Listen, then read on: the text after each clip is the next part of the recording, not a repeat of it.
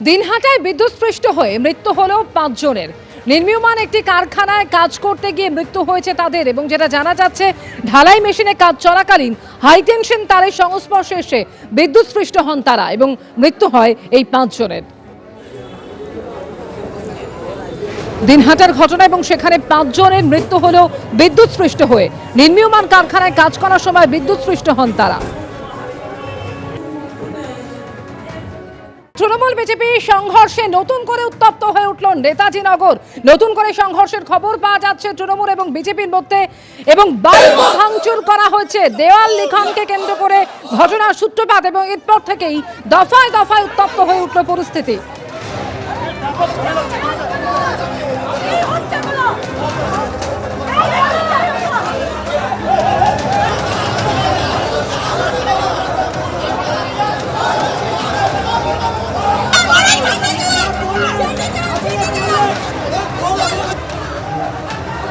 হিন্দল দে এই মুহূর্তে টেলিফোনে রয়েছেন আমাদের সঙ্গে। হিন্দল, কি কারণে নতুন করে পরিস্থিতি উত্তপ্ত হলো?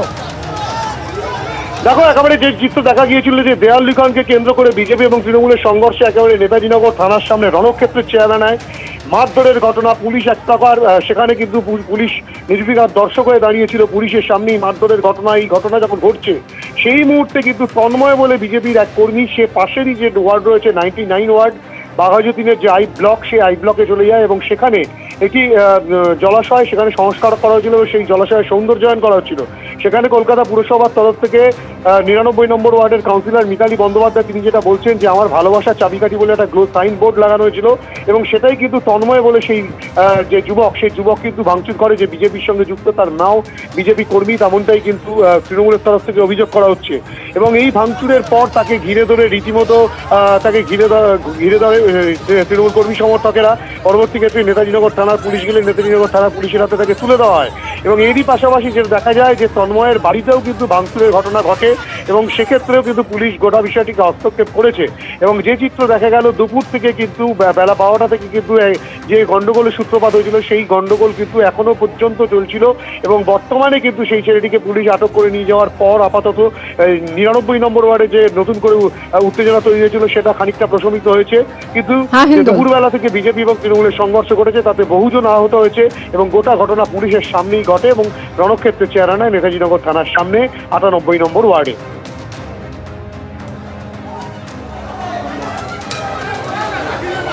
তৃণমূল বিজেপিকে মারছে, বিজেপি তৃণমূলকে মারছে, যে চিত্র দেখা যাচ্ছে সামনে পুলিশ, পুলিশের সামনেই কিন্তু রীতিমতো রণক্ষেত্রের চেহারা এবং নেতাজিনগর থানার সামনে রীতিমতো রণক্ষেত্রের চেহারা নিয়েছে। এদিকে বিজেপির পরিবর্তন যাত্রার সূচনা করে মুখ্যমন্ত্রী মমতা বন্দ্যোপাধ্যায়কে নিশানা করলেন নীতিন নবীন। তিনি বলছেন, অনুপ্রবেশকারীদের জন্য দিদির মমতা আর রাজ্যবাসীর জন্য ঘৃণা, গুন্ডারাজের সরকারকে পাল্টানো দরকার, বললেন নীতিন নবীন। कि आइए इस भ्रष्टाचारी तृणमूल की सरकार को, इस गुंडा राज वाली सरकार को बदलने का समय आ गया है। तो पलटानो दरकार, पलटानो दरकार। तो आज इस आह्वान के साथ, और मैं कहूंगा दीदी, घुसपैठियों के प्रति आपको ममता है, बंगाल के प्रति लोगों के प्रति नफरत है, तो दीदी चोलबे ना, चोलबे ना। बंगाल की जनता आपके इस व्यवहार को अब चलने नहीं देगी। हम निश्चित रूप से परिवर्तन लेके आएंगे। उसके लिए भाजपा कार्यकर्ता और बंगाल की जनता हर कुर्बानी देने को तैयार है। আজ সাংবাদিক বৈঠক করলেন অভিষেক বন্দ্যোপাধ্যায় এবং এসআইআর ইস্যুতেও তিনি ফের একবার সরব হলেন। শুরু থেকে আমরা দেখেছিলাম এই এসআইআর এর বিরোধিতায় সরব ছিলেন অভিষেক বন্দ্যোপাধ্যায়। একাধিকবার নির্বাচন কমিশনকে নিশানাও করেছেন তিনি এবং আজকে ফের এই এসআইআর নিয়ে সরব হলেন তিনি। তিনি অভিযোগ করছেন যে ভোটার লিস্টে চুপি চুপি কারচুপি হচ্ছে, জীবিত ভোটারকে মৃত বলে দেখানো হয়েছে বলে অভিযোগ অভিষেক বন্দ্যোপাধ্যায়।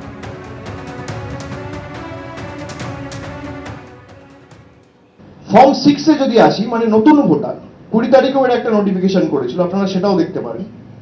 সেখানে ফর্ম 6 সংখ্যা ছিল 6,33,762, 6,33,762।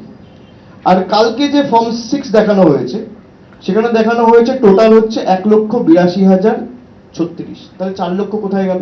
5 লক্ষ বাদ দেওয়া আর ফর্ম 6 থেকে 4 লক্ষ বাদ দেওয়া, এখানেই তো 9 লক্ষ ভোটের হেরফের হয়েছে। একই জিনিস এরা মহারাষ্ট্রে করেছে, একই জিনিস এরা হরিয়ানায় করেছে, একই জিনিস এরা দিল্লিতে করেছে। আমি ইলেকশন কমিশনের বাইরে দিল্লিতে বলেছিলাম যে ভোটের চুরি ভোটার লিস্টে হচ্ছে। এই এদের চুরি যদি অন্য রাজনৈতিক দলগুলো আটকাতে পারতো, কোথাও আজকে বিজেপি ক্ষমতায় থাকতো না। এটা মানুষের ম্যান্ডেটে আসেনি, কারচুপি করে এসেছে, চুরি করে এসেছে। এই কারণেই এসআইআর কে আমরা বলেছিলাম সাইলেন্ট ইনভিজিবল রিগিং, চুপি চুপি ভোটের কারচুপি। আজ থেকে পরিবর্তন যাত্রা সূচনা করলো বিজেপি এবং এই পরিবর্তন যাত্রা সূচনায় উপস্থিত ছিলেন কেন্দ্রীয় বিজেপি নেতৃত্ব এবং বঙ্গ বিজেপির শীর্ষ নেতারা। নীতিন নবীন কোচবিহার থেকে আজ পরিবর্তন যাত্রা সূচনা করলেন। অন্যদিকে শুভেন্দু অধিকারী, সুকান্ত মজুমদাররাও অন্যান্য জেলায় পরিবর্তন যাত্রা সূচনায় অংশগ্রহণ করলেন। আর এই পরিবর্তন যাত্রা থেকে ফের হুঁশিয়ারি দিলেন নীতিন নবীন। পশ্চিমবঙ্গে এবার দুবার হোলি খেলা হবে। প্রথম হোলি হবে 4 মার্চ, দ্বিতীয় হোলি হবে বিজেপি ক্ষমতায় আসার পর।